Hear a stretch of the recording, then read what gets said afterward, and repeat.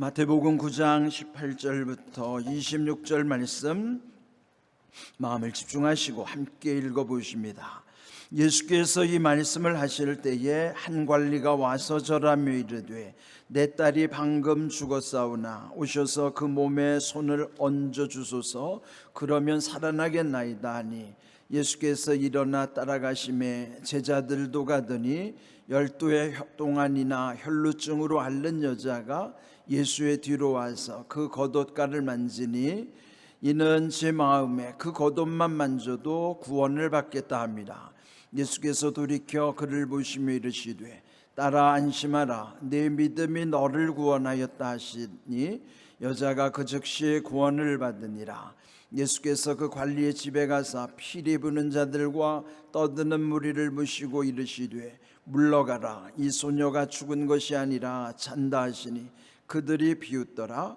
무리를 내보낸 후에 예수께서 들어가사 소녀의 손을 잡으심에 일어나는지라 그 소문이 그 온 땅에 퍼지더라. 아멘. 전도 특별 새벽 기도회를 통해서 왜 우리가 전도해야 되는가에 대한 목적을 지금 계속 묵상했습니다. 전도해야 될 이유는 먼저 예수님께서 전도하시기 위해서 오셨다는 사실을 분명히 말씀해 주셨죠. 또 예수님의 전도로부터 우리의 구원이 시작이 됐기 때문에 또 우리도 누군가의 모든 얽혀있고 묶여있고 막혀있고 갇혀있는 이런 억압된 상태, 결국 그 상태에 있으면 지옥으로 갈 수밖에 없어요. 그래서 결국은 그 모든 것을 풀어 놓아주시는 해방의 은혜로부터 자유 그리고 평안과 기쁨과 감사의 은혜를 누리면서 하나님의 나라를 이루다가 천국으로 가는 것, 이것이 우리 인생의 목적이기 때문입니다. 그 일에 우리가 함께 하기 위해서 전도해야 된다 하는 것이었고요. 또 두 번째로는 우리의 영혼의 상태가 하나님을 찾기에 갈급하기 때문이다 하는 것이었어요. 시편 42편 1절, 우리의 영적 상태가 마치 목마른 사슴이 시냇물을 찾기에 갈급한 것과 같다고 말씀해 주셨기 때문이죠. 그리고 어제 세 번째로 잃어버린 자를 찾기 위해서 주님이 오셨다는 말씀처럼 우리 주변에는 예수님을 믿다가 낙심한 이들이 적지 않아요. 그들을 다시 일으키기 위해서, 회복해 하시기 위해서 전도 현장으로 나가야만 하는 것입니다. 자, 오늘 네 번째 시간으로는요, 제목이 누구나 예수님을 만나야 합니다 하는 거예요. 오늘 본문에 보면 두 명의 주인공이 등장해요. 그 또 공통점이 여인들입니다. 예수님을 찾아왔던 한 관리는 이제 마가복음 5장에 보면은 회당장 야이로로 표현되어 있어요. 자, 여기 이 말씀 속에 보면은 예수님의 가는 동선 속에 어떻게 그 예수님의 뜻이 거기에 나타나는가, 그걸 우리가 여기서 잘 깨달아야 되는 것이에요.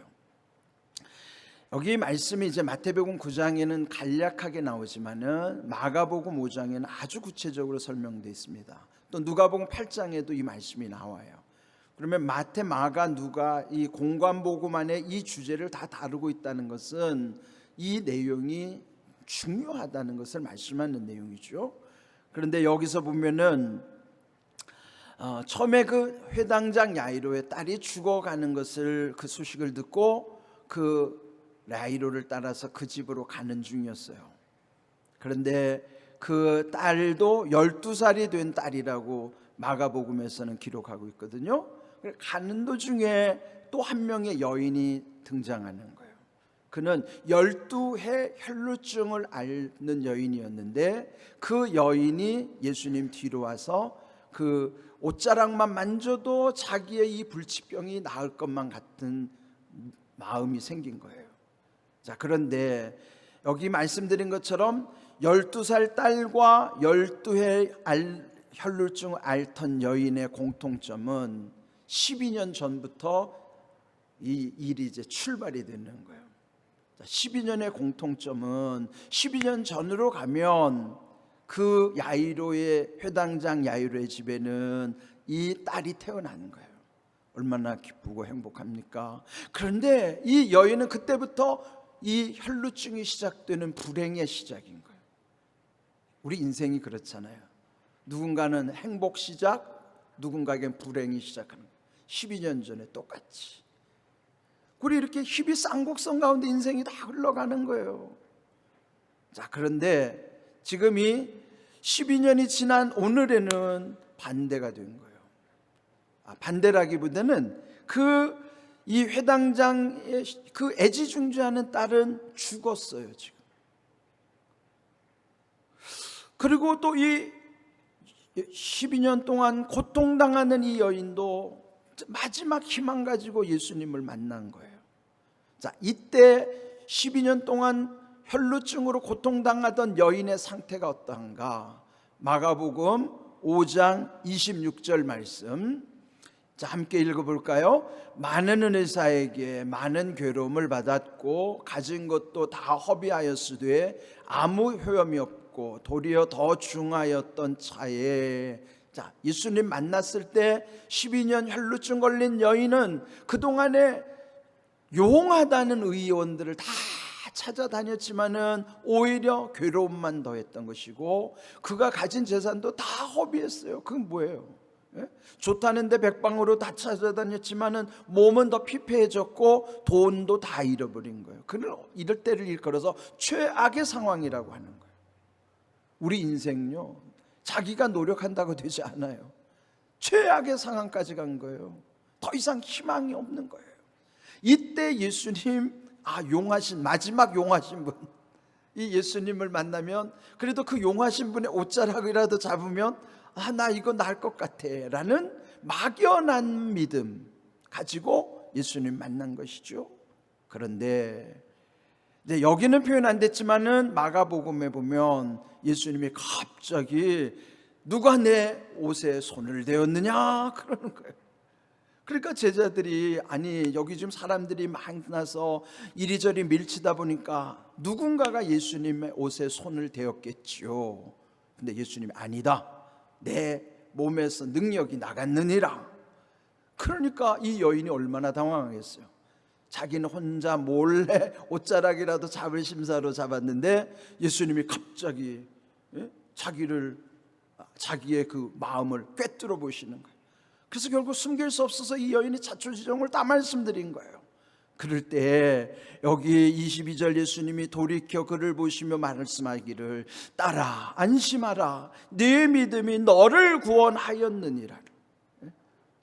자, 여기 보세요. 왜 안심하라? 얼마나 불안해. 이전에도 불안했지만 지금도 들켰으니까 불안하죠.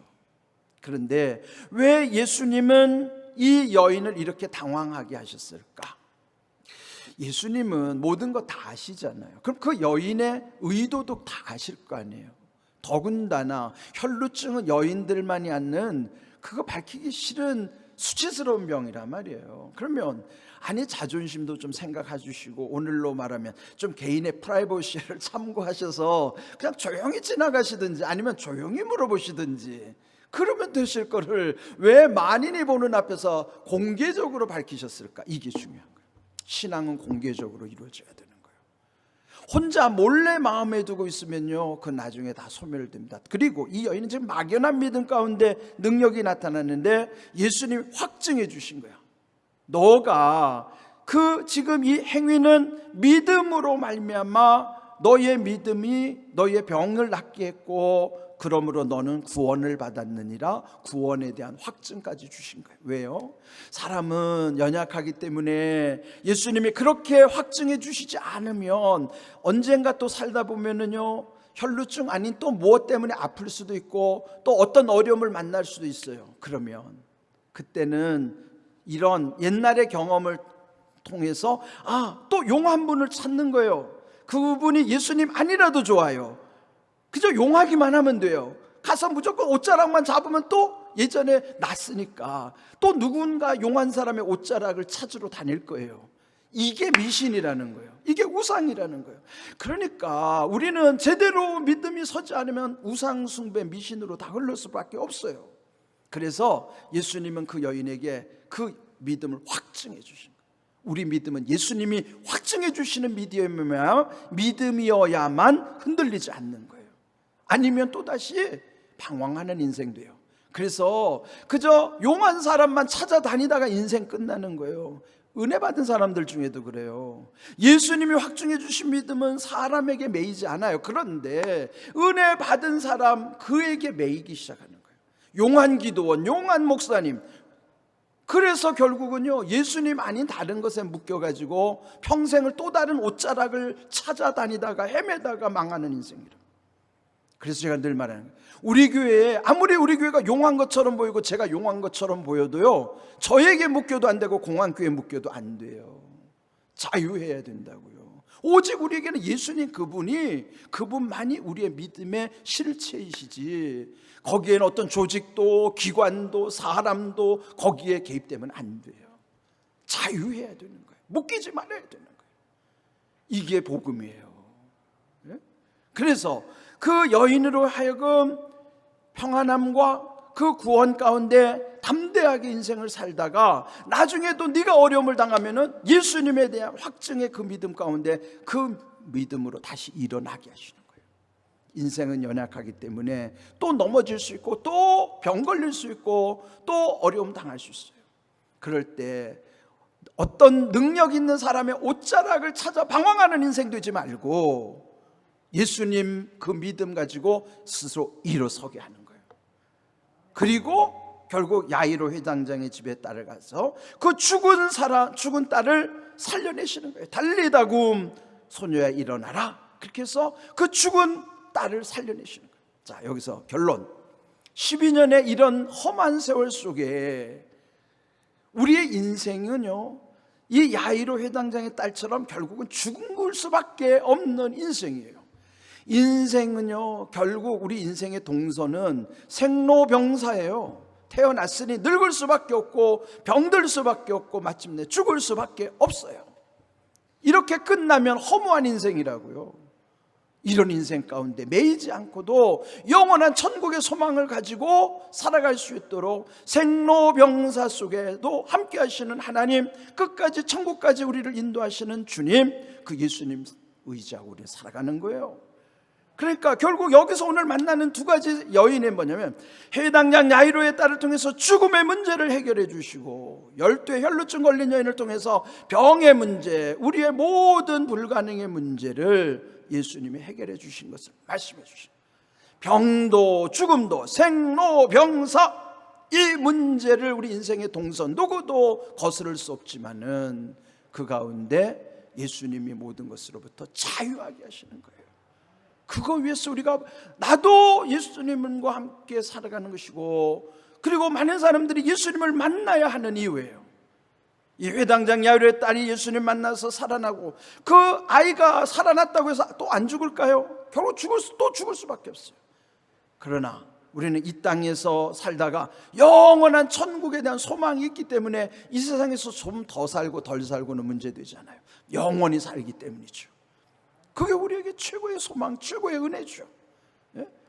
여러분이 그 사실을 기억해서, 그래서 오늘 이 회당장 야이로의 딸의 죽음의 문제, 이 열두의 혈루증의 이 병의 문제, 고통의 문제, 이런 생로병사 속에서 누구든지 예수님을 만나야 하는 거예요. 그래서 오늘의 제목이 누구나 예수님을 만나야 합니다. 예외가 없어요.